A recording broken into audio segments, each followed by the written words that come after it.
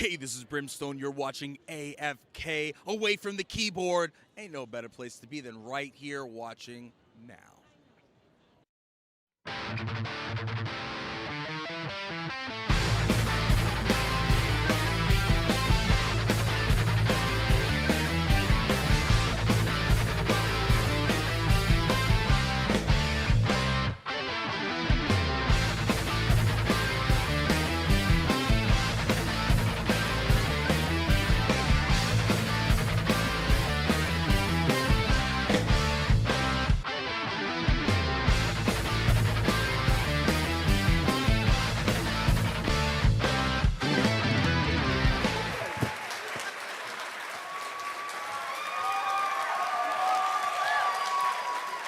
Hello.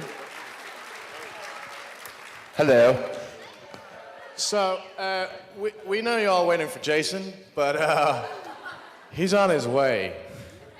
But we thought we'd come and say hello rather than just be sat over there. But Jason is coming, right? So, there you go. We'll make a human pyramid and do an impression of Jason. I'll be the head. Are you quiet? Hi, y'all. Should we introduce ourselves? Okay, let's go. You, start. Miltos, you start. Oh, Introduce hello. yourself. I'm Miltos Yerolemou, and I played Syrio Forel in Game of Thrones. Hello? Woo! Hello, I'm Finn Jones. I play Soloris Tyrell. One doesn't work. But with I'm less Gethin. hair. I play King Renly Baratheon. I am Kristian Nairn, and I play Hodor. Hi, I'm Esme Bianco and I play Roz. And I'm Joseph Gatt, and I play a secret character from season 4.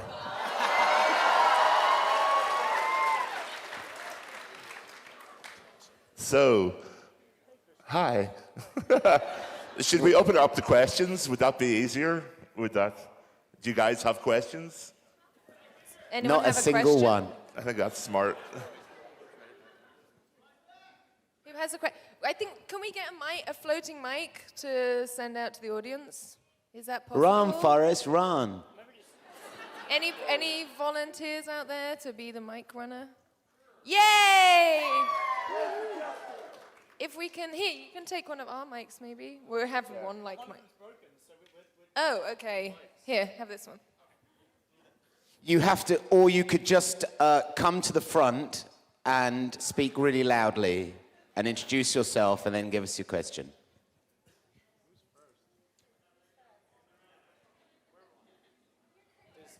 Stand up if you have a question. Oh, look, there's a question.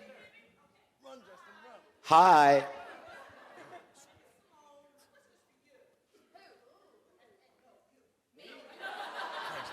Nice.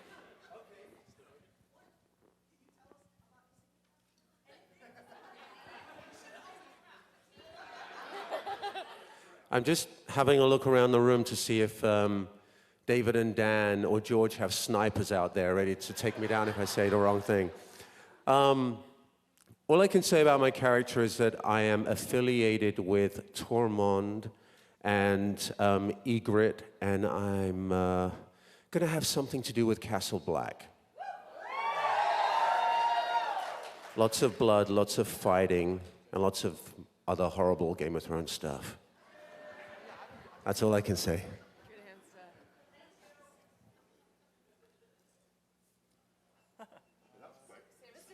Should we go?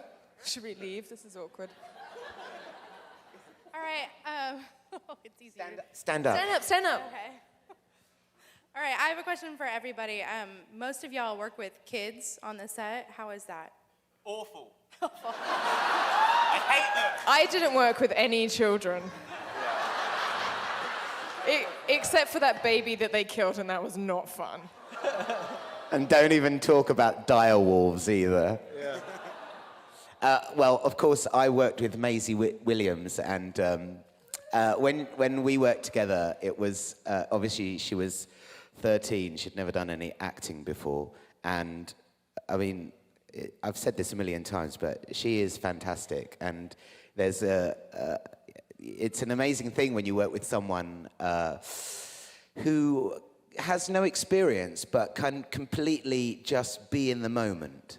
And it's kind of the thing that we always try and do as actors, but when we get older and we kind of overcomplicate things by thinking about things too much or over-analyzing things too much. And it's amazing when you work with people like that who are so just doing it, you know, reacting, just being in the moment. And you learn a lot. And, you know, she's amazing, and she just gets better and better. Okay, what's your line?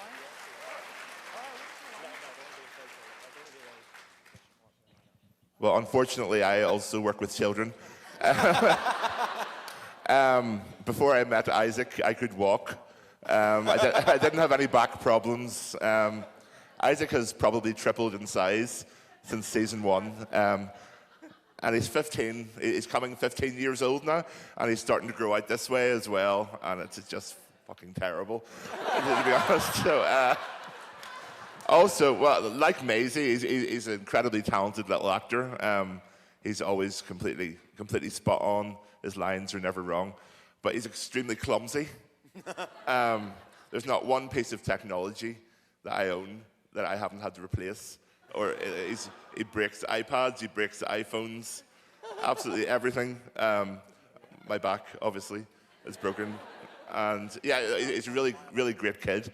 All the kids are really talented, but he is a burden. I'm not gonna lie.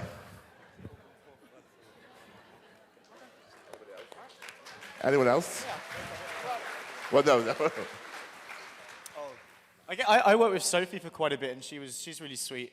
She has this thing every time in between takes, she just plays music on her iPhone and just sings.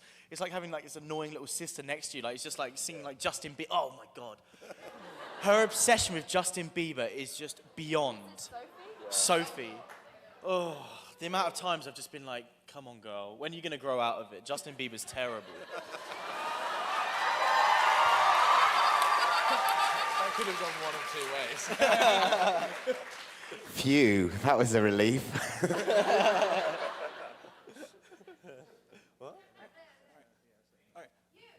What? New plan. So if you have a question, so we can come up here and we'll start a line and they can walk forward and ask it. That's a really good idea. Well thought out. All right, cool. You gotta come up front. All right, cool. Right in front of the actors. Cool.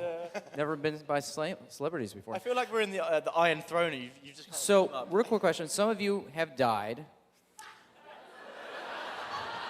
I'm not gonna say who. How are you informed of it? Do they, do you know the day before the episode is filmed, or do you know before the season is even begun, or how are you informed? But people ask that a lot. I knew way before I even signed the contract, like what episode I was going to die in, effectively, or around about. I didn't obviously have the scenes written down, but because the early series are very close to the books in like when the big deaths happen. They kept, like, I knew it was going to be around that time. I was still bummed, but I was prepared for it. But I don't know. And I guess you were kind of of course, because I read the first book, so it's quite clear. And or is it? Actually, this is the whole point. This is the biggest question I get asked over and over again, because it's not clear. Everyone gets kind of really messy, very explicit deaths, and one or two of us just disappear. And that's all I'm saying. Like, did you know when? No. Well, because I'm not in the books, there was like no precedent for when I would die. And so I didn't, like, you guys, I never signed, because they wrote my part as they went along. So there was no, like, I'm signing on for this many seasons. They would just, call me up and be like, yo, you want to do the next season? I'm like, yeah, if I must. So they called me. I actually got an email from David and Dan, who are the showrunners, producers. I got an email from their assistant that was like, David and Dan want a conference call you. And I was like, oh, shit. It's like, this can't be good news. And then they called me and, oh, hello. They called me and they told me, but they didn't tell me how. They were just like, you know, the time has come. And I was like, I knew, you know, it's like the breakup phone call. I knew it was coming. I'm like, fine. And then but they didn't tell me how. They pussied out on telling me how. They just sent me the script, and I was mad. I was like, no, not him. Yeah, so that's how I found out. I was like, not acceptable. Well, thank you, thank you. Yeah, why are we half in the dark? Are we ugly? Hello. Hey, it's my brother. Hello. I have a question for the new character. In the spirit of South Park, how naked are you going to be?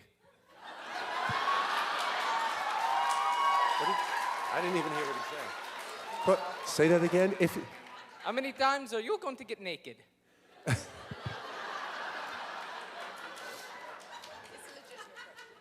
Yep, as Esme just said, it's a legitimate question. Not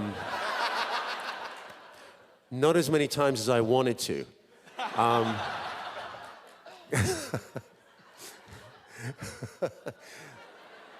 That's all I can say on that point. Do the carpets match the drapes?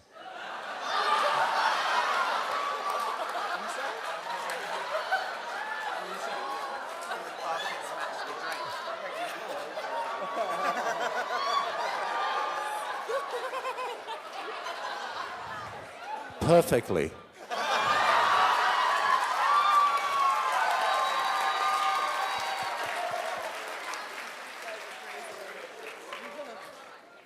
Thank you for lowering the tone. That's a Game of Thrones panel. Welcome. I don't think I could top that. I thought I was going to break the ice on the nude scenes, but do you get notified and paid more for nude scenes? Is this Or do the question girls- Who's this question directed at? Everybody. Yeah. Everyone. Because everyone gets naked in Game of Thrones.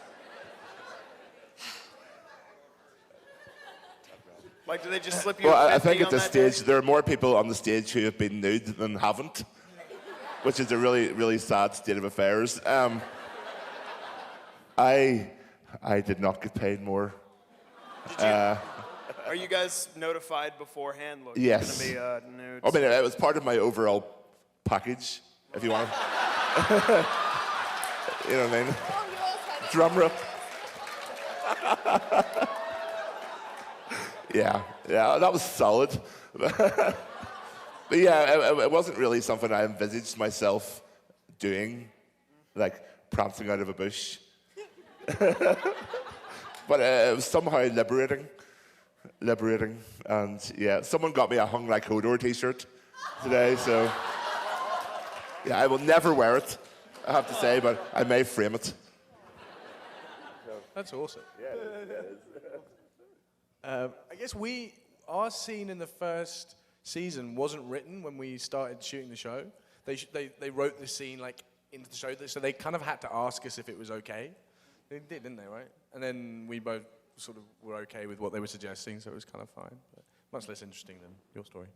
But that's kind of what happened. But we didn't get paid anymore, no. Does This is a new idea. I love this idea. This is a brilliant idea. Like, there's a premium. I'm sure you would love it. I'm an advocate for getting paid more for nude scenes. Totally, please. No, you don't get paid more for nude scenes. I mean, I obviously knew from like day one what I was, to a certain extent, but when I first signed up for the show, I was only meant to do that one scene with Peter Dinklage with Tyrion. That was the only scene I was ever meant to do. And then they just kept on writing the part, and the scenes just got like, I remember getting that now infamous scene with the other girl in Littlefinger's brothel, and I was like, what? Like, you realize my parents watched this show? But no, they are good. They discuss with you like what your comfortable with, but you know, when you sign on as a role as a prostitute, you kind of know what you're getting a little bit. But no, I think you should write a letter to HBO. In fact, I think we should start a petition right now. Let's do it. I'm dead, but you know, there's going to be a lot of nudity to come, I'm sure. So. I have to say, one of the funny things was when I met you here, it was the last time I saw Esme. We were both in a trailer having our private parts painted. or like and worked I was with like, my makeup. whoa, nice to meet you, Kristian. Didn't you say that the first time you met Richard Madden, who plays Rob Stark, he had your prosthetic He had my on? prosthetic on. I was running around the car park. Yeah, doing that sort of motion. Oh, shoot, I just gave away the... Oh, I don't want to build up anyone's hopes. Yeah, no. I do not have a 16-inch penis. Nor do I want one. So, there you go. Next.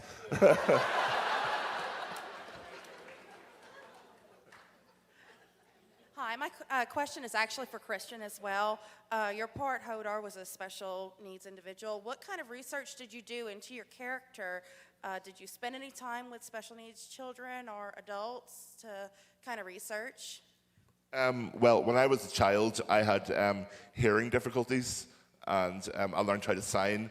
And also before, I'm also a DJ, and I was training to be a sign language interpreter, to work as a counselor with deaf people. And I think it really helped me translate the role of Hodor, how to translate non-verbally.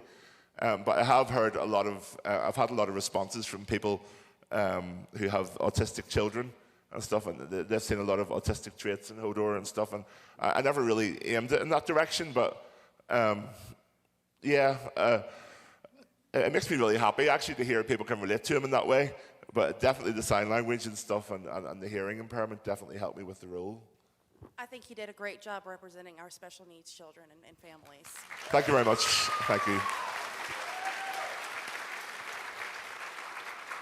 So I'm sure you guys have answered this question before, but what role would you guys play other than your own on the show? I've never been asked that question. Okay, good. I always say Littlefinger. Ooh. Just because I think he would be a blast to play him, but like I always get a really weird response, like really, like there are a lot, or Arya Stark, obviously, but like I'm not gonna get away with that. Whereas I feel like Littlefinger would be a really fun, like what Aiden does is so dark, but like that would be a real challenge, I think. But anyway, but it always gets a dodgy reaction, so. I love that. I think that's great. I often thought that's a fantastic character to play. He's a paedophile, right? You want to play a paedophile? Well, it's a very challenging role. I'm joking. I think I'd like to play Theon if I had a chance. Or Theon or Joffrey, someone like nasty. Yeah. I like Theon because he's not so clear-cut, he's got good intentions, but he's just fucked up. Yeah. Well, he has got good intentions. He's trying to, he's trying to, look for a father figure and find his place in his family. Yes. Of course Theon has good intentions. He's trying to, reconnect with his family, but he doesn't know how to. He's just deeply misguided, no? Am I just reading this the wrong way? Whereas Joffrey is just a little shit. He's just plain evil. Either that or the tree. Okay, you're talking about, Theon has Theon, it. yeah. Okay, I thought you were talking about Joffrey having good No, intentions. Joffrey, no. I was like, no, are you no. out? Are we watching the same show? Hello. I mean, it's so obvious, but Peter Dinklage's performance is amazing, and maybe it's his performance that makes me want to play that part. But, no one else could play it, but he gets the best damn lines. I mean, it's brilliant. It's just brilliant. Hodor? Hi. Well, like Littlefinger, my favorite character is definitely Varys. I think he's like the yin to your yang. We should do some YouTube scenes. That would be a very strange setup. But yeah, like Connaught, who plays Varys, is a fellow Irish actor, and I think he's an extremely talented man. yeah, I just love his twisted lines he has, and how he makes everything benefit him in the end and stuff. I think it's fantastic. So I'd go for Varys. Good answer. I think I'd be Cersei, because I have costume envy, severe costume envy. And she has like the best hair, and she's always drinking wine. Has anybody else noticed? When was the last time you saw a scene with Cersei where she doesn't have a glass of wine in her hand? Just saying, she gets to drink and she gets the best costumes. And she may have a sex scene with Nikolai, which could, like, worse things could happen. Just saying. Well, definitely, without being obvious again, Peter Dinklage, Tyrion Lannister, just being kind of serious, I know what it's like to grow up being different, you know, with the way you look. I mean, obviously, I have a slight height difference with Peter, but I kind of understand the difficulties that you go through when you grow up looking different. And he just does such a fantastic job. His character is so three-dimensional. You know, there is so much going on in every single scene that he does. A lot of that character rings true for me. I know that sounds really weird, but I've had a very interesting childhood. And a lot of the stuff that happens, you know, between him and his father and his family is actually stuff that I kind of recognize, ironically. So yeah, I'd love to have played that role.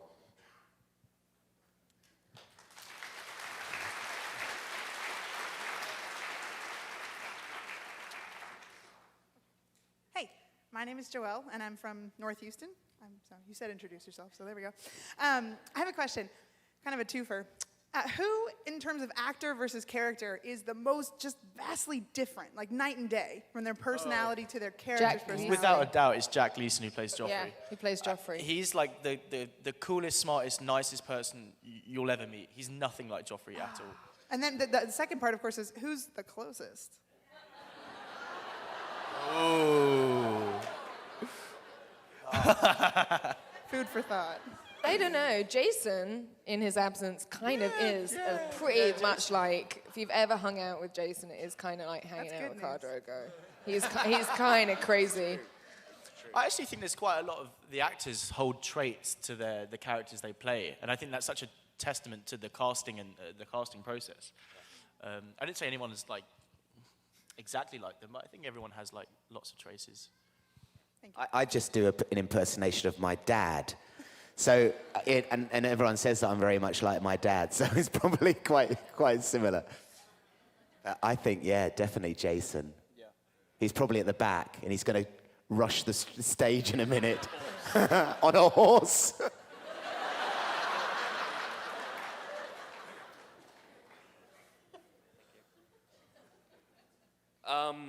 Hello, my name's John, and I also have a bit of a twofer.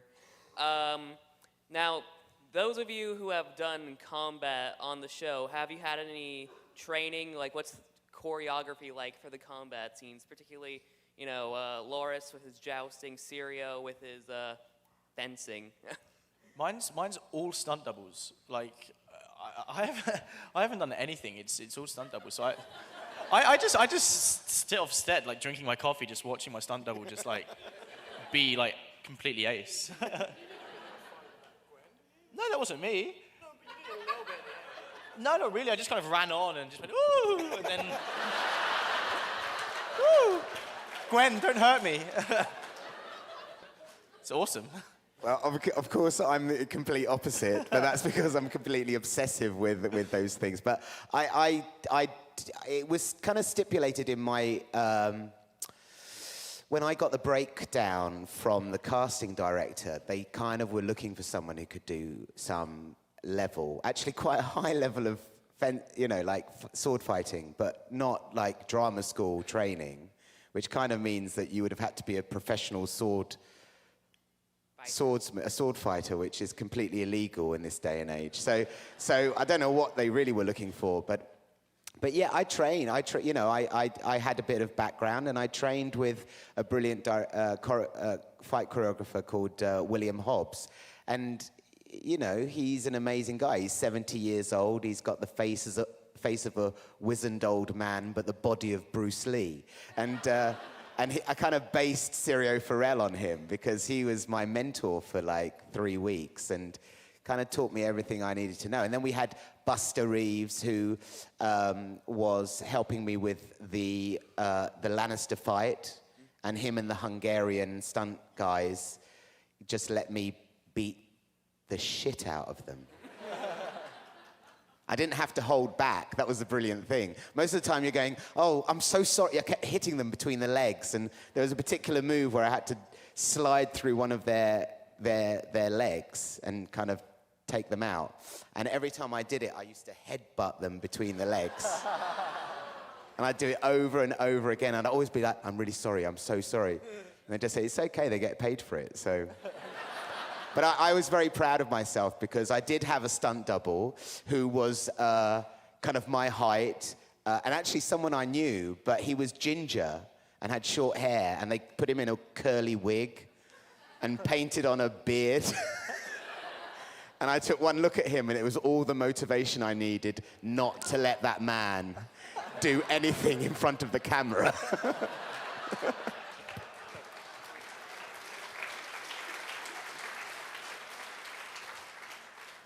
And also, second part of my question, also this just popped in my head. If I guessed your character, could you tell me? What? If I guessed who your character is, could you tell me? Maybe. Yeah, go on. Are you the guy that Cersei sends The to guy? Castle Black What? to kill Jon Snow? What? Am I the guy who does what to Jon Snow? I keep my clothes on with Jon Snow. No, what?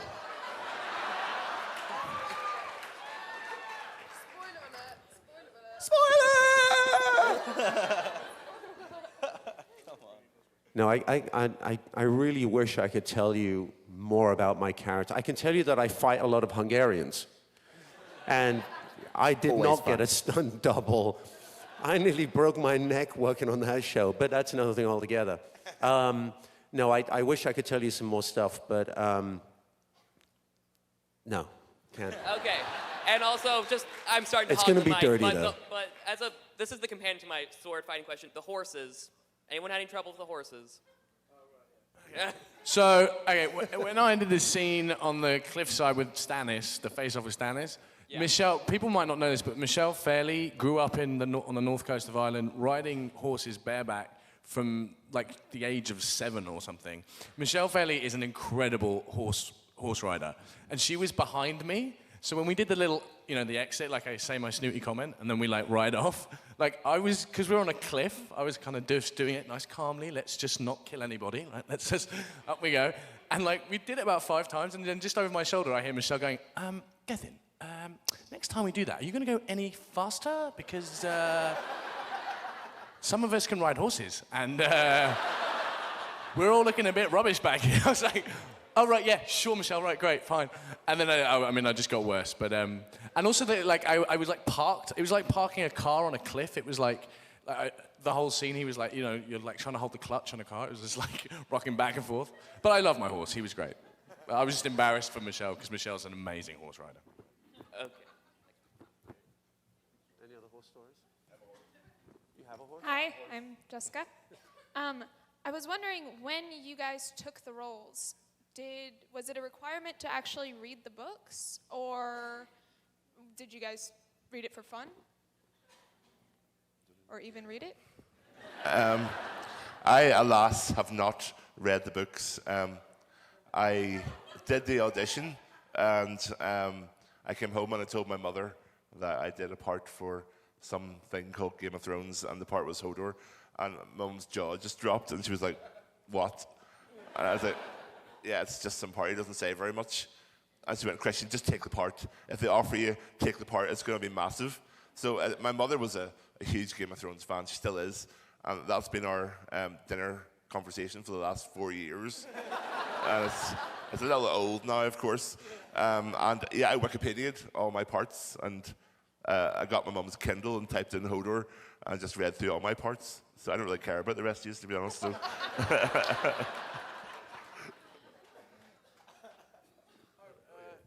It's not a requirement, no. I mean, actors work in a different way when they're working on screen scripts anyway. Like, sometimes it's really useful not to know stuff, especially because there's so much detail in the books. Like, I really enjoyed it to start off with, to get all the detail about the world and what it feels like to be in that world. But then once you've established that, you kind of don't want to know what's going on in certainly not in Essos and Daenerys' storylines, because it's like you wouldn't.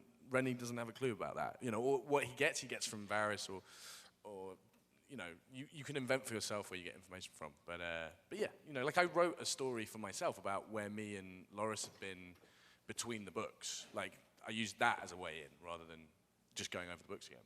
But it's not necessary. Did you read the books? Yeah, I read the first 4 books, I think. Yeah, they're good. I mean, they're all right. The show's better.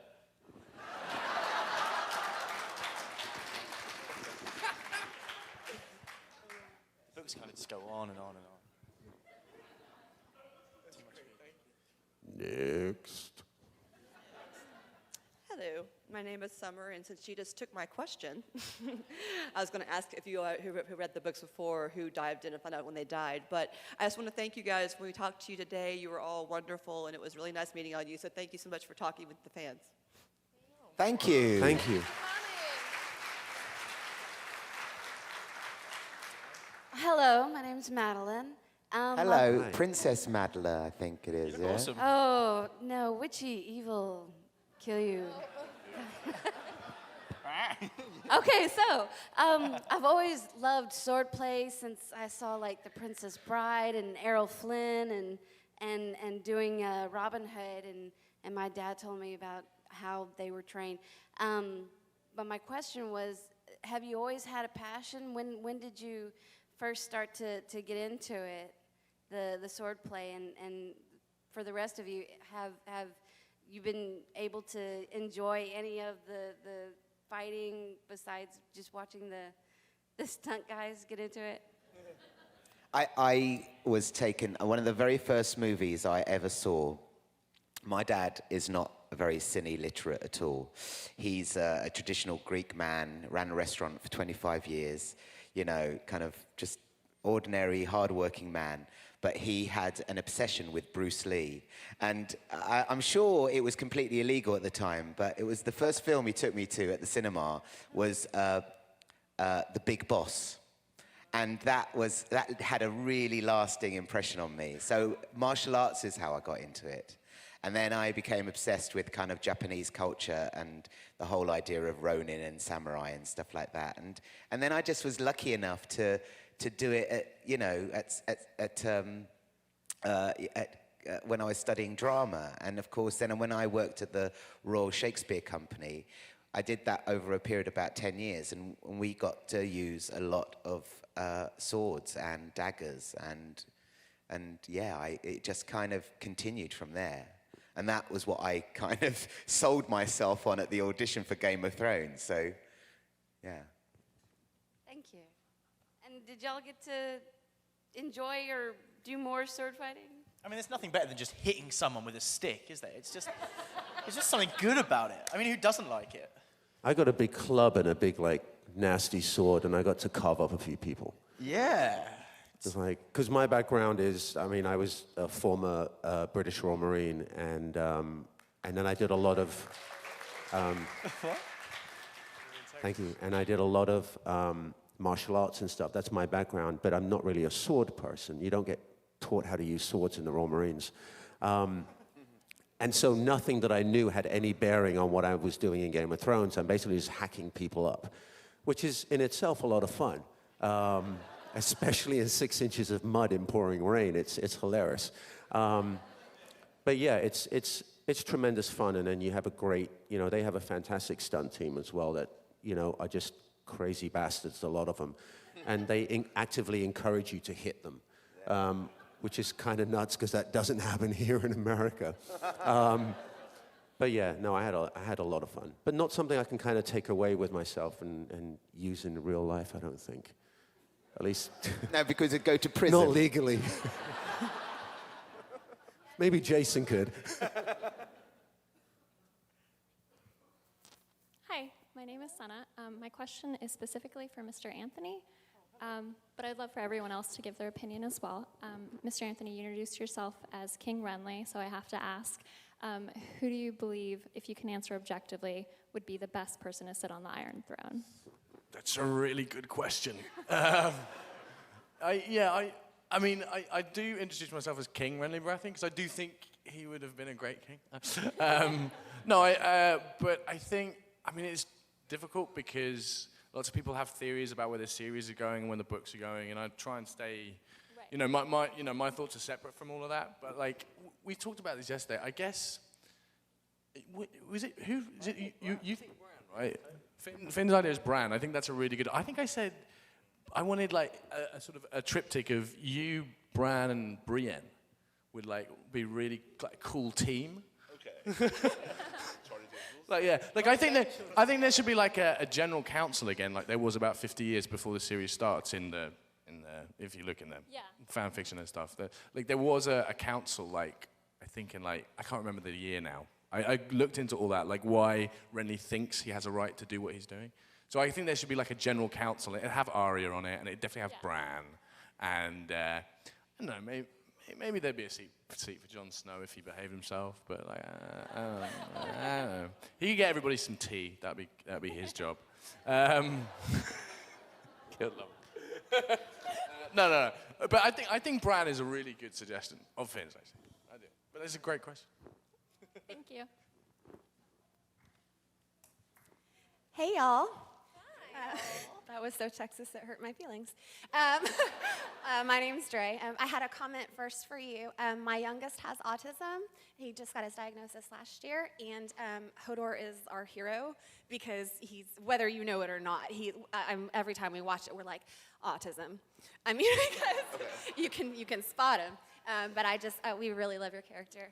And then my question was, the accents are killing me. Where are you guys from, and how did they put you all together? How did they find you guys? Because are you spread out? Because I know you said you're Irish. Yeah. I'm from Belfast in Northern Ireland, where the show's shot. Yeah, Yeah. Oh, okay. So where is everybody else from? Nina Gold, who is the casting director, she's the person who kind of finds us. And through agents and putting casting calls out, with the children, I actually don't know how they found it. To find the kids, I think they went round to schools and were looking specifically for kids. But for most of their actors, they put casting calls out, and then actors go to the auditions, and then... Right on. Where are you from? Because yours is my favorite. Me? Yeah. What, my accent? Uh-huh. Oh, thanks. I'm from London. You're from? London? Oh. London. Damn it, I heard it. Apples and pears. I love you guys. All right, okay. And thank you so much for being here. Cool, thank you. Oh, okay. Hi, I'm Badger. Where are you from? We've been demanded to tell where we're from. I'm from Hertfordshire, which is just outside London, but my accent is really screwed up. If you're English, then you would know my accent's a bit screwed up because I grew up near Liverpool, and both my parents are northern.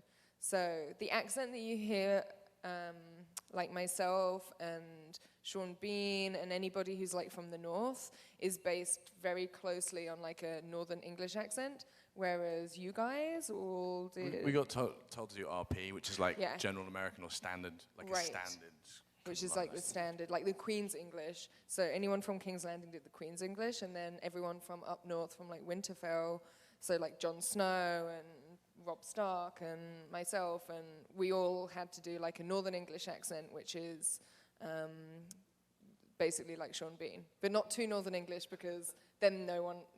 especially Americans, never understood what we were saying.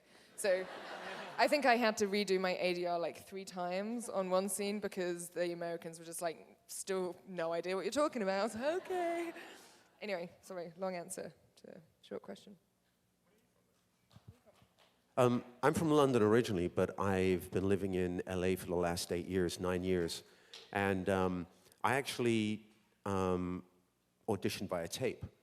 You know, my agent in London communicated with my manager here in LA, and I did an audition tape and sent it in and found out that I booked the role. And for the first time in 8 or 9 years, I actually had to do a British accent for a role.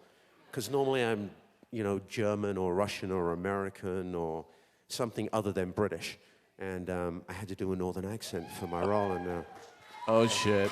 Oh, Oh, my shit. goodness, here he is. What's going on?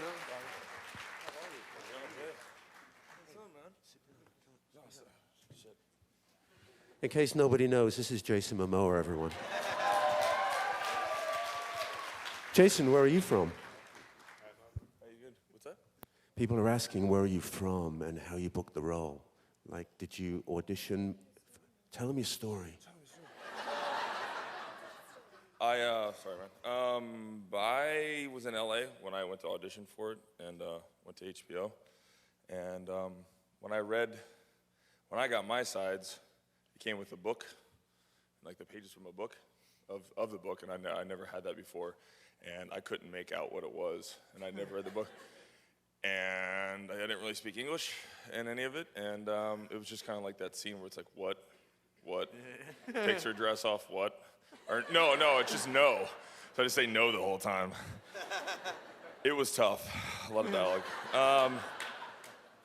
But there's this love scene, and at first I was like, all right, when I read this, I was like, this guy's just this big warrior. I wanted to see what he was like in battle, and obviously it's not in the books that he's in battle, but I wanted to go in and do the haka, which is the Maori, or I'm Hawaiian, so I mean, we all have our own different war chants, and so I went in, and there's these two little white casting directors, and you know, I'm like, oh, I think it'd be really, I want to show you something. I think it'd be great for the character. Do you mind if next time I'm like, I was like fucking stomping. They're just kind of like, you know, and I didn't test it out beforehand because it's not something you really practice. You just do it and you give it. And so when I was done, my freaking heart was like pounding out of my chest, and then I have to do this love scene. So I'm like, I need a second. You know, I'm just like, I want to kill. I'm just like, I've just opened my mind, all of my ancestors, and they're just like coming in going like, war, pillage, rape. And it was tough to turn that around, but nevertheless, it worked. And it's really like, it knocks away all your nerves to go in there and just yell at the casting director prior to it, you know what I mean? That's a fucking It's like great it's a romantic tactic. comedy, but you just go in there and I'm ready. So, all right. And just to finish the question, I grew up, I was born in London, grew up in Eastbourne, which is on the south coast, and then both my parents are Greek Cypriots, so that's my background. Similarly, just to finish it off, I was family from Wales, which is a little corner of the UK, and born in Stratford-upon-Avon, and then moved to Indiana for a couple of years, and then over here, and then came back and basically London-based. So, you know, most actors are kind of London-based when they're adults and stuff like that.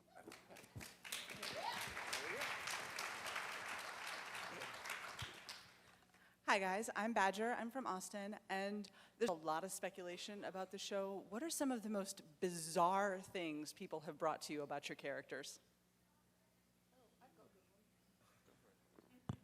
I heard, here's a great one, that was on someone emailed it to me. I heard that apparently I got killed off because I refused to do any more sex scenes, so they killed me off. It's not true. It's not true at all. And it was funny because it was like this feminist website, and they were on this big rant about how my rights as a woman had been abused and how I was been taken advantage of and blah, blah, blah, blah, blah, blah, blah, and how they fired me. And they were so indignant and enraged about it. I was like, yeah, sorry, you just got worked up over nothing. They killed me off because there's too many characters.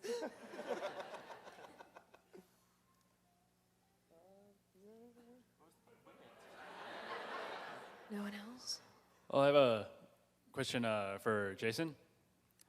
My question is, if Khal Drogo, Conan the Barbarian, and Ronan from Stargate all got in a fight, who do you think would win?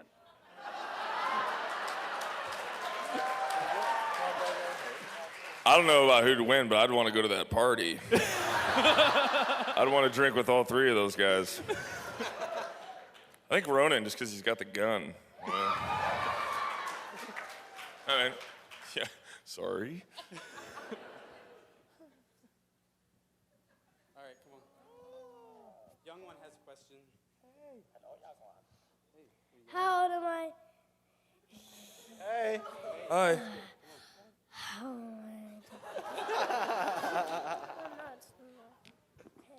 He wanted to know how old he has to be to watch Game of Thrones. I keep telling him 30, and I thought y'all might have a much younger, better number to make him happier. How old do you have to be to watch it?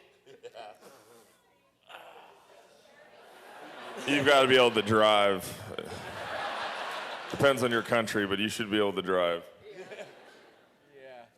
Yeah, well, obviously kind of 18, I guess, but according to my nephews who watch it, I think they started watching it when they were about 14 years old. Yeah. See, like... So it kind of doesn't... My mum, don't tell her I told you this, is like, okay, so she's after 40. She's somewhere up there and she's older than 40. And she doesn't watch it because it's too scary for her. So, like, you know, it depends, but you got to be a bit older. I think 14's a good... It's like there's a situation. I had to work with this really cool. 14? Did you watch some of the stuff that happened in season 1? Yes. 14? Can I just say, when I have kids, my 14-year-old is not watching it. No. Oh, come on. Never. I'm watching so much stuff these days at 14. Of course, 14's cool, I think. I'm realistic. Thank you. I had to work with, one of the actors I had to work with was this kid called Brandon who was like 10 years old. And it was really sad because he was like the sweetest kid, really fantastic little actor. And unfortunately, he's not going to be able to watch his own show for at least, you know, another 6 or 7 years. And it was so sad because he was like, but Mommy, when am I going to get to watch his show? And she was just like, but yeah, I don't think you're ever going to be able to watch his show, not for a while. Because the scenes he's in are pretty horrific, nasty scenes.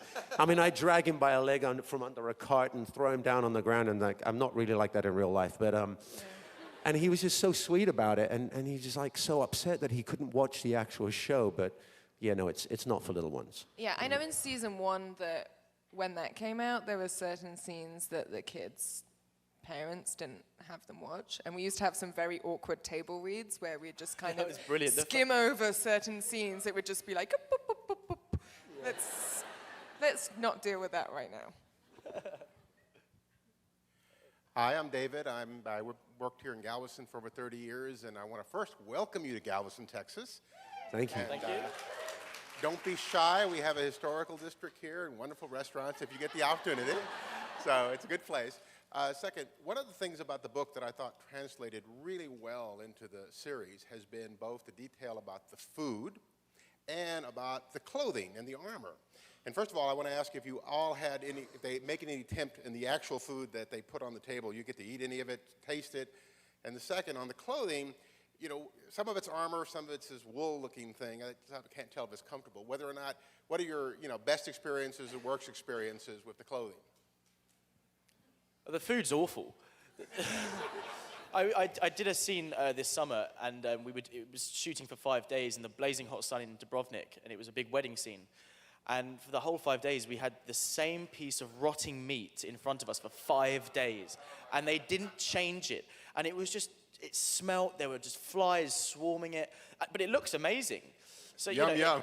It looks really good, but the taste and smell, gross, really gross.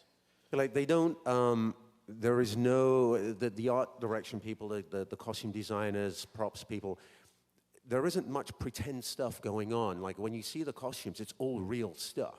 There are no fake materials. Like I was wearing a costume that, looked beautiful. It was all leather, and it was probably the most clothing I've ever had to wear in anything I've ever worked on. It was like all leather and real fur and wood and metal and all kinds of things. But then I had to fight in this stuff, and it just wasn't practical. I couldn't even touch my nose. I had a cold while we were shooting in Iceland. I had to get an assistant to blow my nose for me. I literally couldn't reach my face. But it looks incredible, and it's beautiful, but just not the most practical. I mean, I don't know if Jason probably has something to say about practical. Well, as you know, I didn't wear much clothes, but in the cold Northern Ireland, leather pants, it's pretty cold. And then when you go to Malta, leather pants are pretty hot. So I never really won. Like, this whole area was just it just suffered the whole time. They didn't distress it much. It kind of gave it its own look and charm. So I actually have those pants. They're still hanging up. Really? I mean, who's gonna want those? They're pretty nasty. I've worn the same sack since season 1. And excuse me, basically, I can smell this costume from about like 100 yards. My trailer smells like a barnyard, basically. And I always complained about how hot it was. It's like 2 inches of thick wool. So for season, I can say this now because it's been shown on some clips and stuff. They added the fur of like 60 rabbits on top of this fucking. Sorry, children. On top of this, what am I talking about? Your sack. Yeah, on top of my smelly sack. It's everything you see in Game of Thrones. If it looks uncomfortable, it is genuinely uncomfortable, and we're probably suffering terribly. But it's all in the name of good fun.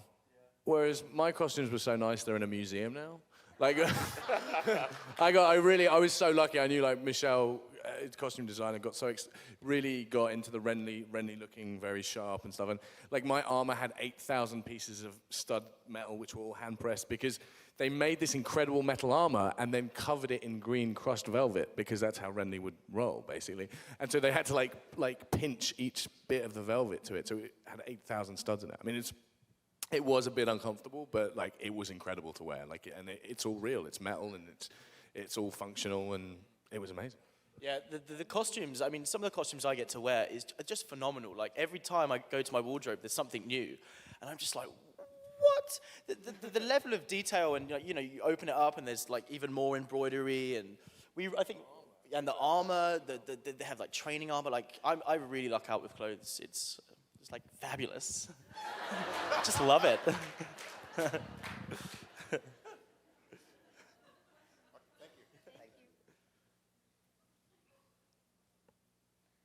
Hi, my name is Lori, and I was wondering, because I really like knowing about the off-camera stuff, what is the funniest or most interesting thing that happened after the camera was turned off? I could write a book. I mean, I don't know how many people have heard it because it's probably coming out through Amelia, but it was the last day of shooting, and our love scene got pushed to the very, very end. So like we're shooting almost in December, late, and last scene, I got to walk in and do my thing. Drink some fermented mare's milk, open up the hut, go in there, drop my drawers, and she, takes a look at me.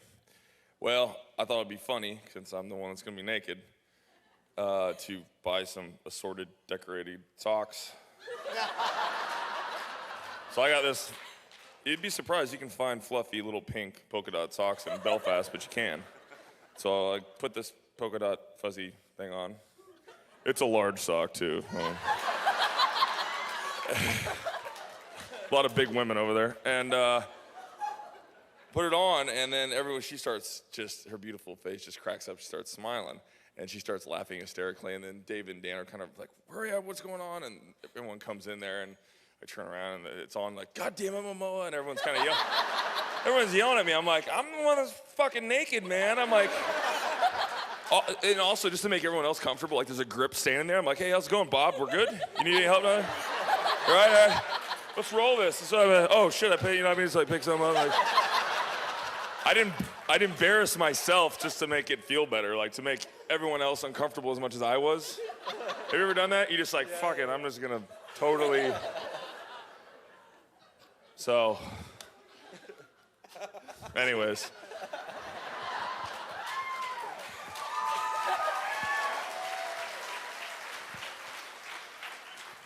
I didn't even know that story, but I just thought, I'll go to Jason for that. And me, I was like, Jason's probably got something. Anybody else got any funny stories? I don't know if anybody can top that. Yeah, it's no one can top.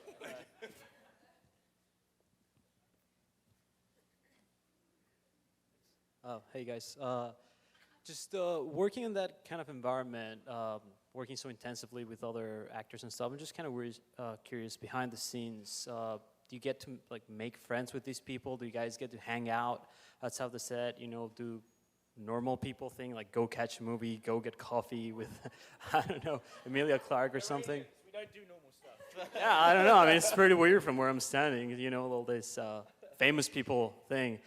But just, I don't know, what's it like when you turn off the cameras and you're like, hey, you want to go get some Starbucks or something? For me, and I think I speak for quite a lot of us, the greatest thing about this show is just the collection of people that have been brought onto it. Like, I've made some amazing friends over the last 4 years, and it really has attracted such wonderful, like, good people.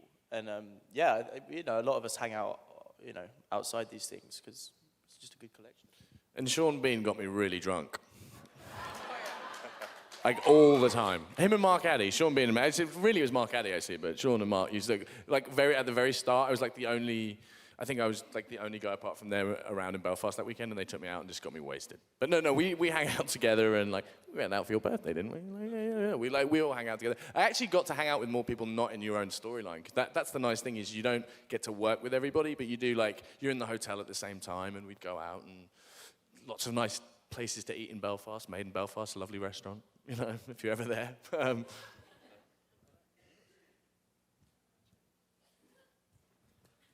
Yeah, it was pretty much the same as Finn. That I do try to interact with fans on Twitter when I can. You do have to draw a line sometimes when it gets a bit weird and sort of quote your address and stuff, and the commenting about the color of your curtains in your front room and stuff, and it gets a bit strange. That doesn't happen too often, though. Yeah, I've made some really good friends from Game of Thrones. I live locally, though. I don't stay in hotels, so I would tend to be closer with the people I actually act with. Like Isaac and I are very close, and yeah, it's such a great group of people. And it's not just the cast; it's the crew as well. The crew are so professional, and they're really great people. It's a pleasure to be a part of. Yeah, I think it's the same as you guys. We hate them all. I'm really sad because I live in LA now, so I don't get to see them all as much as I'd like to, except at things like this. But yeah, we always used to go to the pub together, and Alfie and I remember that scene that I had with Theon in season 1, that sex scene, and both of us were on this ridiculous diet, and the night before we're comparing who's done what and who's eaten the less, and Alfie's like, I've done this many push-ups and blah blah blah, and then the next day we finished the scene and we went to I guess it was a TGI Fridays or something, and we sat for 2 hours and just ate burgers and milkshake and fries, and we just sat and pigged out together. It was a bonding experience, and we went on the best sightseeing trip I think I've ever had in Malta. I've never seen so much stuff so fast. Yeah. Sightseeing with Jason is fun. It's basically like stumbling drunkenly to different places. I'm very close, and when I do see fellow cast members, it's always great. I obviously live in the States, so I don't get to see everyone as much, but when they come over, we still stay in touch, so I stay in touch with Amelia, and unfortunately, I hung out more with you when you were in England. We'll have to change that. Next question. Can I get a water up here or a beer or anything? I'm freaking thirsty, man. I get nervous with this many people looking at me. I'm sure you guys are thirsty too. Let's get some alcohol up here. They're going to be way more interesting questions or answers. Fast. We don't want him to get angry. Hello, my name's Melissa, and I have a comment and a question for the wonderful Mr. Joseph Gatt. Oh, thank you, darling. I have become familiar with your work from God of War and from Banshee, and I've never been so turned on and simultaneously terrified in all of my life. I'm sure you're talking about Jason. And with that said, I was curious to know what you do to keep so fit.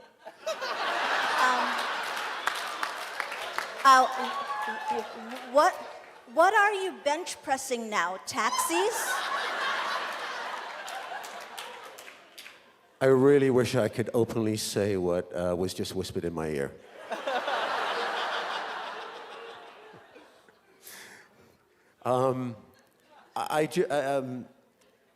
Fitness and keeping fit has just been part of my life for a long, long time. And it's just, you know, it's like waking up in the morning and breathing and eating and stuff. So it's just, I work out almost on a daily basis and stuff when you know, it's especially difficult on set or, you know, and stuff when you want to hang out with the other actors and they want to go out and eat and drink and party and stuff. And there I am.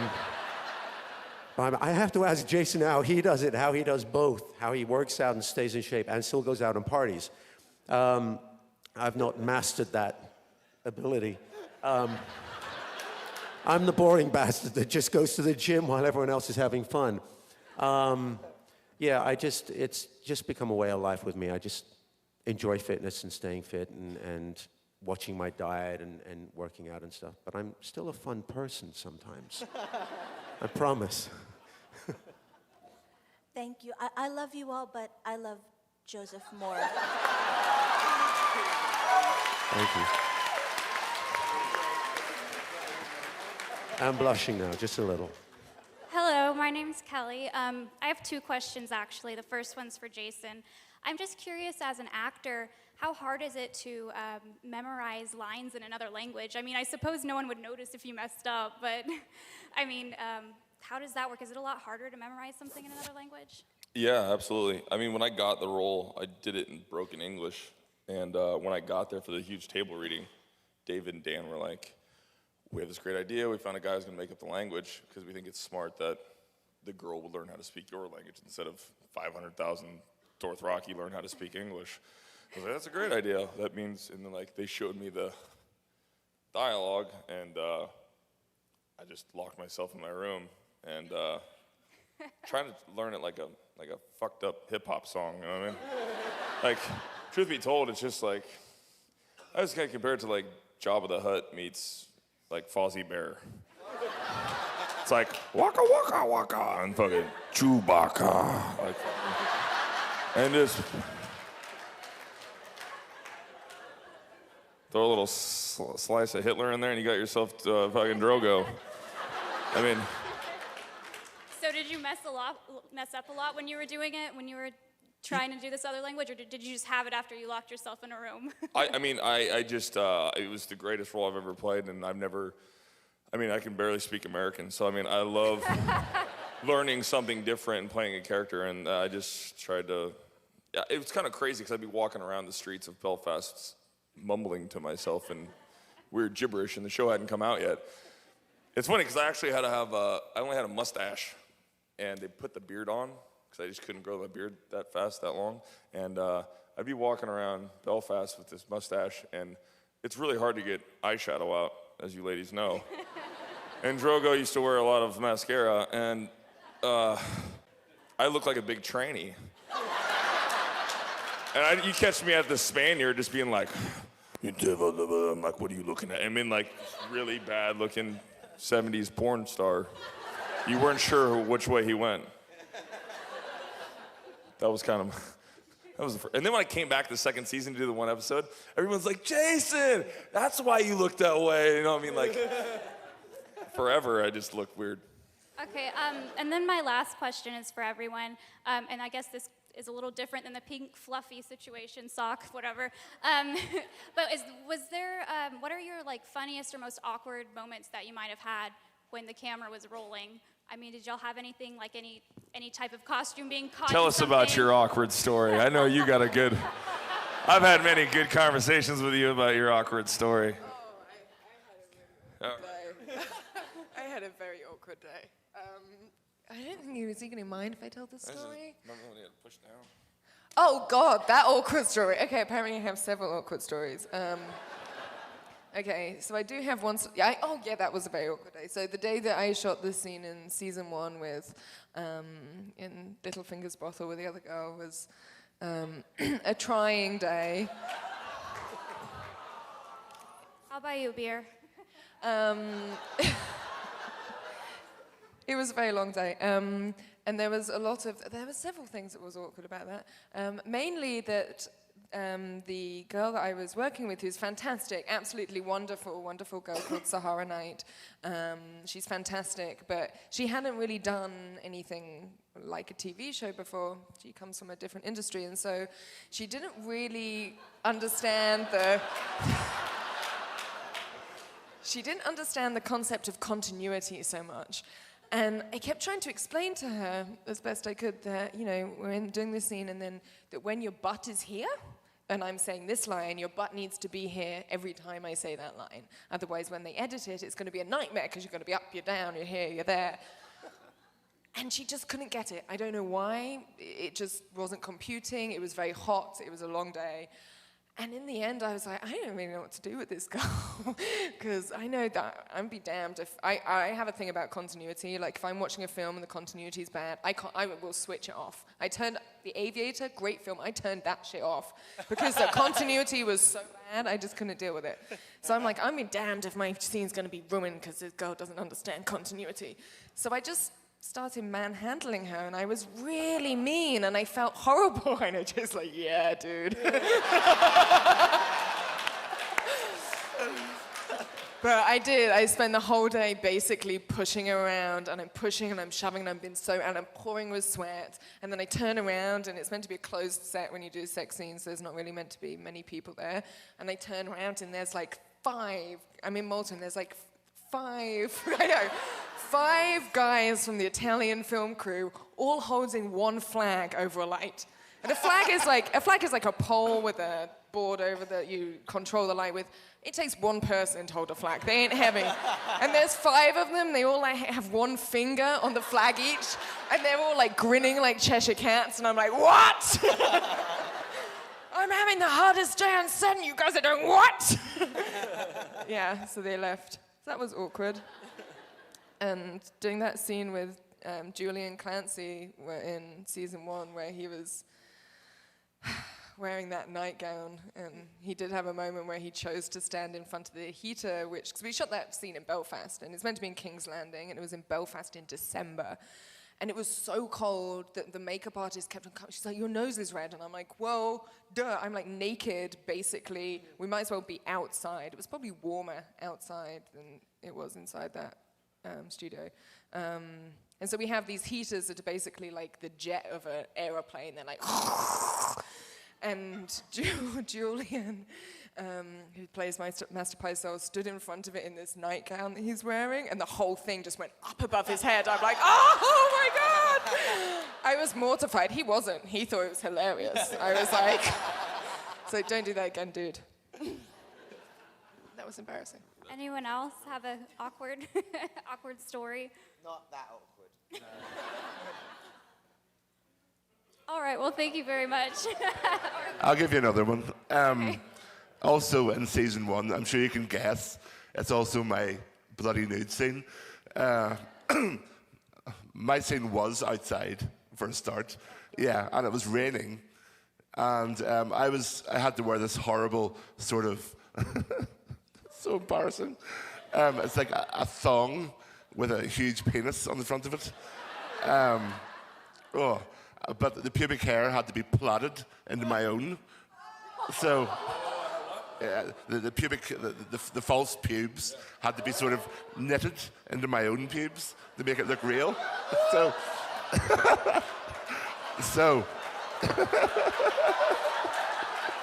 I would be screwed. This is fucking way better than mine, dude. Yeah. So I literally had like big long pieces of pubes going down. I couldn't get them off. But Is anyway, anybody that's not taping actually the this? story. I had to like crouch in this bush whilst Bran and Usha were having their little chit-chat or whatever. And every time I came out of the bush, like, it was awful, honestly.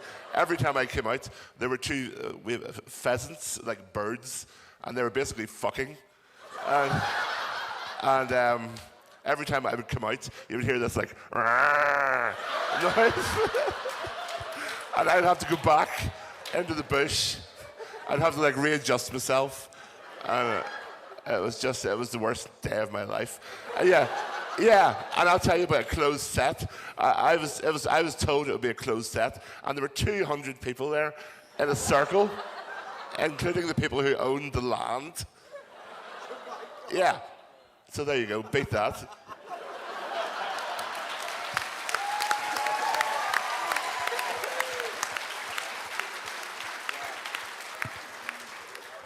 From now on, when I do these, I'm going to tell your story. I've got some dirt on him. Hi, I'm Nathan. I have a question for Jason. In the books, Khal Drogo goes to war with his Khalasar against another Khalasar, and that's how he receives all his wounds. He receives much more than in the show. So my question is, how does it feel to be the most fearsome warlord dying from the Dothraki equivalent of a paper cut?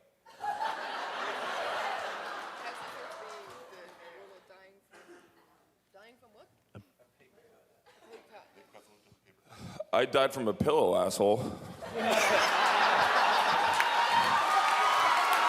You should read the fucking book before I come down there and kill you with a fucking pillow.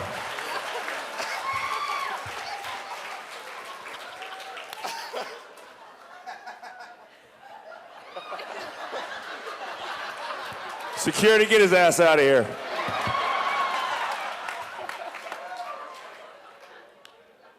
Well, speaking of death, I'm sad for everybody on the stage who's dead.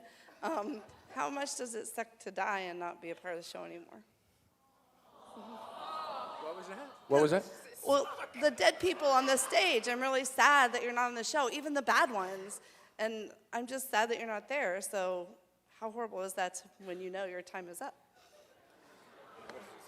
How much suck to die not be on the show anymore? Right. Yeah, I mean, it's pretty. I knew it was coming, so at least I had that, and it's kind of tough. The biggest thing for me is like when later, like after I died, like Harry is a mate of mine from way back. So when he died, like he sort of like prepped me for when I was gonna die. I was like, leaving the show's tough, dude, but you'll be ready for it, kind of thing. And like when Richard Madden went out this year, I sent him a text and was like, welcome to the afterlife, dude. Like, we try and like look out for each other. No, I mean it's such a privilege to be part of the show at all. I think it's not really a bummer.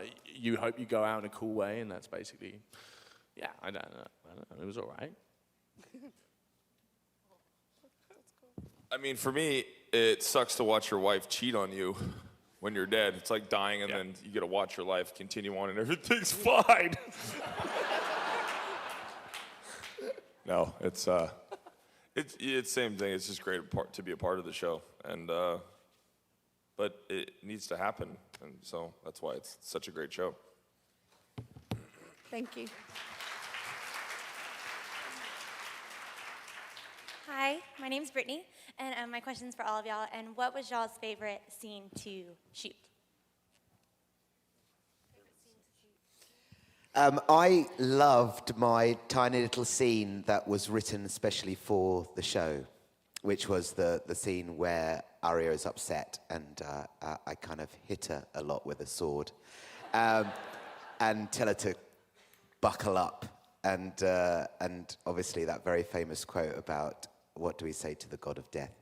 So, and I love that because it was nice because obviously in the books she doesn't meet Syrio that often, but Dave and Dan wanted to have an added scene to establish our relationship and also kind of see the progression of her getting better at her lessons. But that was always lovely, and it's kind of a real. It's very humbling and also very touching to me that people kind of took that so much to heart and kind of enjoy that. Such a tiny little, scene, but it's exciting. It's nice. It's a very, very lovely feeling. So yes. We should have seen this season, which was, it was a wedding scene, a kind of infamous wedding scene, which was amazing to film. I can't really say much about it, but it was really incredible to be a part of such a historic event in the show. I said this earlier, but I really enjoyed the scenes in the second series with Finn and also with Natalie, that little story beat where you see him in the bedroom with Loris and then with his sister. I thought the way that they told that story is quite a cool, and we shot those scenes very close together, and it felt like a really progressive way of shooting it. So yeah, that I enjoyed that a lot. I have to say, obviously this is a bit of a cop-out, but in season 4, it's just, everything's better. I can't wait for you guys to see it. I really enjoyed everything we did for season 4. But in the previous seasons, there's a little tiny scene which Natalia Tena and I did, where she was complaining about how that the Reeds never do any work. We have to build the campfire where they sit and talk shit. And she just gives me a look. She's like, and I just like, it sounds really strange, but Michelle McLaren, who's the director, she was very specific. She's the only director that's ever been specific with how she wanted me to say Hodor. And she just said, I want this the first time, and this is how I want it, and I just did it, and people seem to like it, so it was very funny. Anyway. I think, it's really hard to pick, but I think probably the scene that I shot with Alfie in season 1, I think it was about episode 3 or something, was amazing. I mean, it's hard though, because working with Peter Dinklage was so incredible. There wasn't one actor I didn't enjoy working with, it was amazing, but working with Alfie, I don't know, we had just like, I think sometimes you have this moment as an actor where you get so lost in what you're doing, you kind of forget what you've done, and you come, and they call cut, and you're like, ooh, I don't remember that. And it's kind of like you start flying, or you have like some weird, it sounds like really ridiculous, but it's like you have like some out-of-body experience or something. And when we were shooting that scene, every time we got to the end of it, I was like, it just felt right, like the chemistry was right, and I think, yeah, that was mine. I think the Red Wedding for me. I mean, I wasn't there, but I mean, that was amazing. Like, Michelle just broke my heart, man. I was like, I was a wreck. I loved it. I can't talk about a scene that I was in, obviously, because that would be giving some shit away. But my favorite scene was the Blackwater scene from season 3. That was just like ridiculous, that battle, and Peter Dinklage's work in that was just, unbelievable. But there was a particular scene between Peter and Charles Dance when Charles Dance was just cussing out Peter about why he's just a shitty little son and he's like the runt of the family. It's just probably one of the best acting scenes I've ever seen, period. I have that scene separate, and I just watch it every now and then just to see two incredible actors doing the most ridiculously brilliant stuff on screen. It's mesmerizing. It blows my mind. I mean, Charles Dance and Peter Dinklage together are just magic. I wish I could have been in the back of that scene just doing anything, bringing a cup of water in or something, because it was just fantastic. But yeah, that's my scene. Thank you.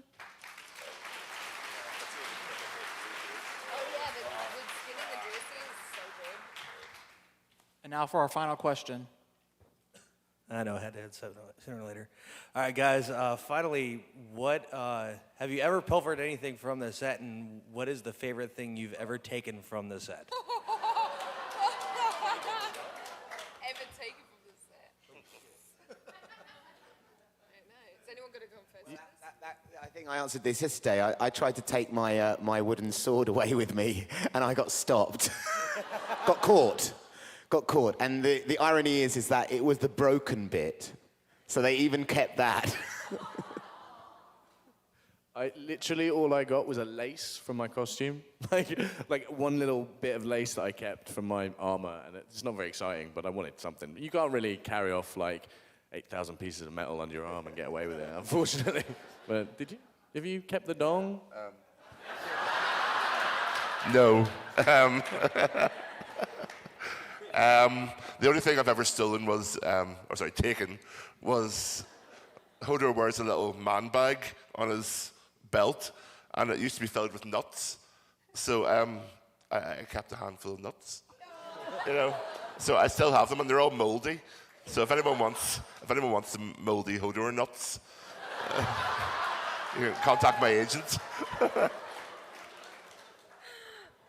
I never stole anything. I'm far too scared of HBO's wrath. But I got sent my kimono that I wore in season 3 with Littlefinger on the pier, the amazing turquoise kimono. They sent that to me a couple of months ago because I made such a fuss about the fact that I finally got a costume. So they took pity and sent it to me. So I have that, which is amazing. It's like a work of art. It's incredible. I didn't wear much, but I'm just a natural-born thief. So I stole all kinds of shit from the set. And I'd always be looking at stuff. I mean, I stole a lot. And they know it too, but I mean, who's gonna fucking say anything? And I took my clothes, my wardrobe, and I mean, everything. The only thing I didn't get was the Arax, my big sword. But I mean, Tommy the Gun's pretty fucking solid on keeping that stuff. But I've told David and Dan, and every year they go back, they're like, we'll get you the Arax. I'm like, God damn it, give me my Arax. And they still never give me my Arax, so I'll get it eventually. I get everything I want. Shit. I really badly wanted my sword. It was fucking awesome. I loved my sword, but no, like Tommy just wouldn't let that out of his sight. I got my underwear. I kept my Under Armour underwear. That was it. That's all they would let me get away with. Huh? Did you steal anything from set? No, but I'm planning to next year. I want to steal my little flower pin, that thing, or brooch, whatever you call it. Thank you, guys.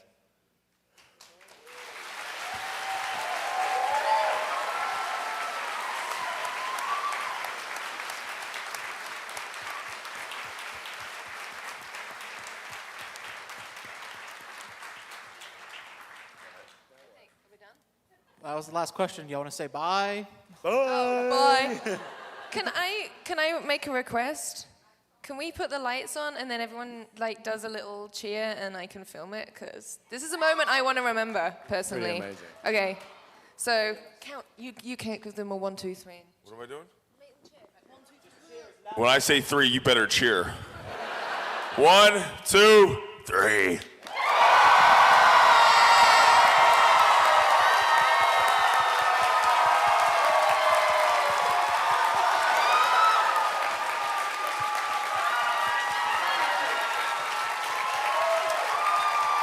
Thank you, guys.